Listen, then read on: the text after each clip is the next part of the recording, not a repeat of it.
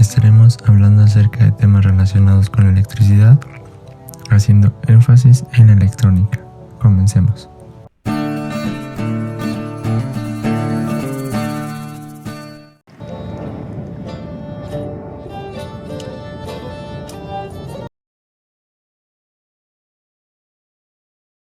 a.C. Tales de Mileto descubre que el ámbar, al ser frotado, se carga de una fuerza y adquiere el poder de atraer objetos ligeros cerca de él.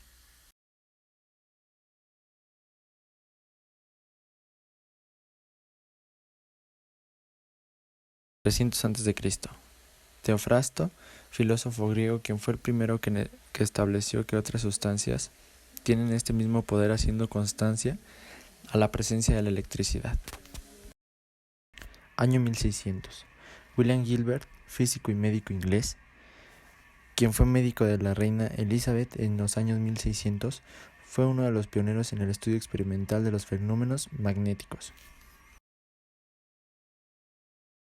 1672. Físico alemán Otto von der Guericke desarrolla la primera máquina electrostática para poder producir cargas eléctricas. Año 1745.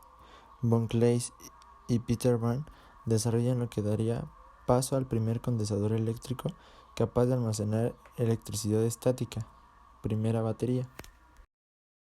Año 1752. Benjamin Franklin demuestra la naturaleza de la electricidad de los rayos, demostrando así que la energía fluye, mediante su invento para rayos.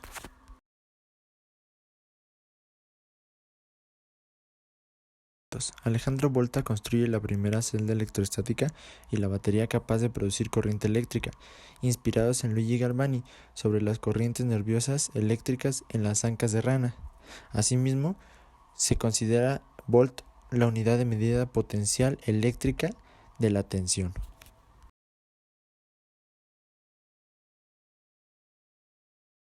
Año 1801-1815.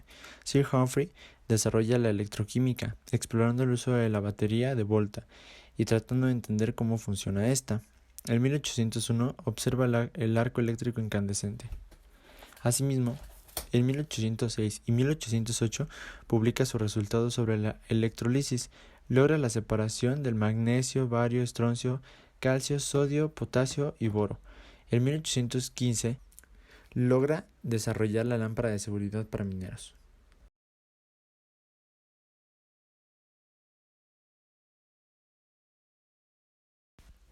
Año 1819.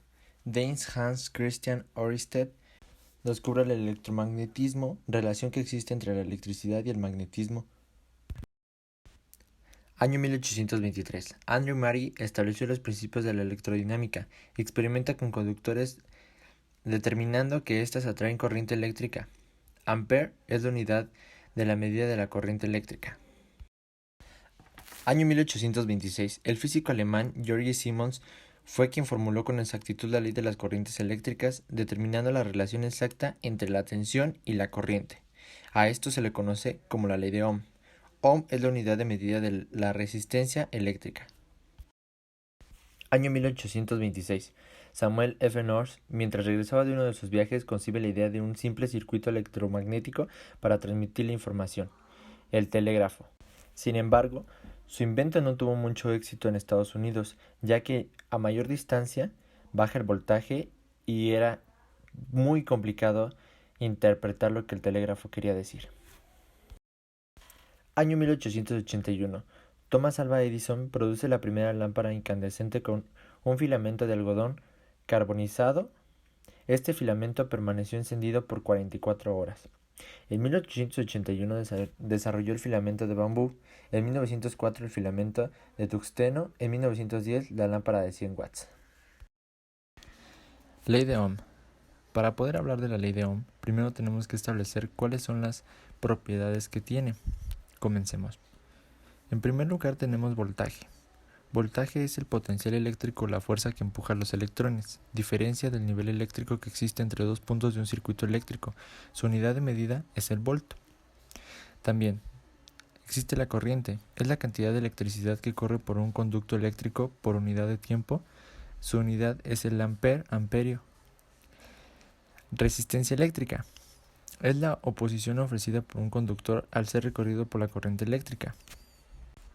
El ohm también está representado por la letra griega omega.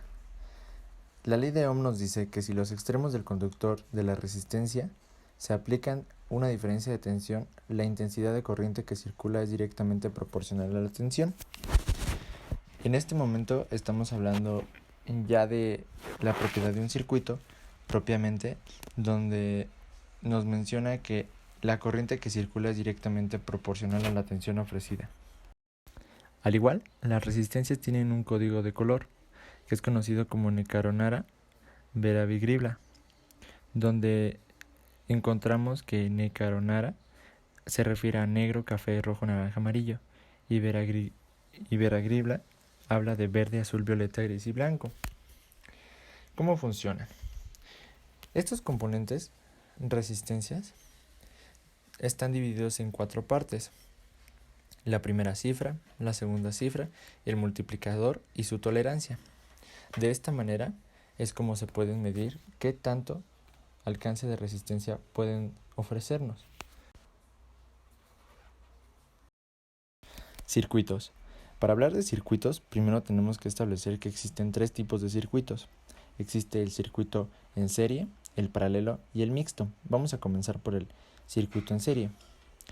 El circuito en serie es en los diferentes tipos de circuitos la corriente, voltaje y resistencia se comportan de maneras distintas. En los circuitos en serie el voltaje cambia en todas las resistencias, ya que se distribuye en cada dispositivo que hay conectado.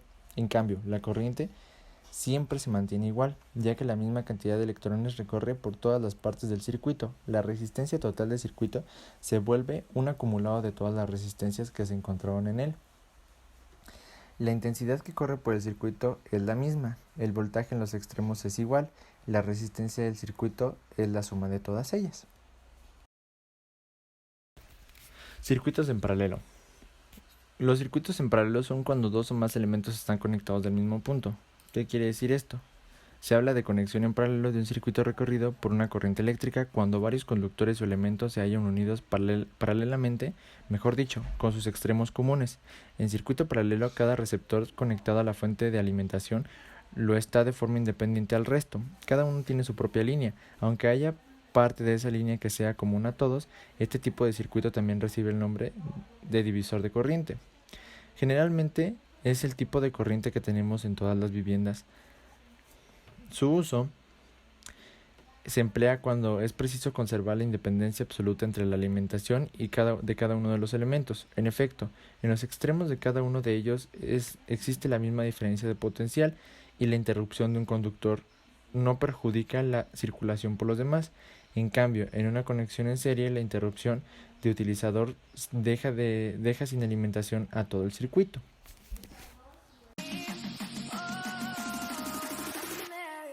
Eso es todo, gracias por ver este video. Si les gustó, no olviden dejar su like.